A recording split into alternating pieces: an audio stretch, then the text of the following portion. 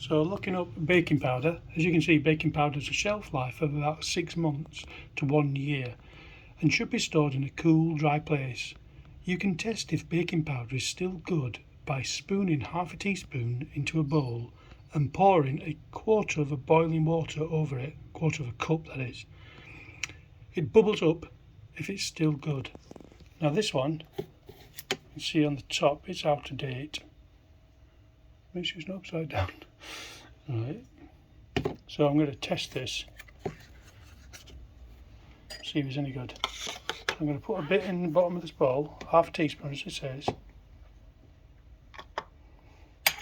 and I'm just going to guess a quarter of a cup.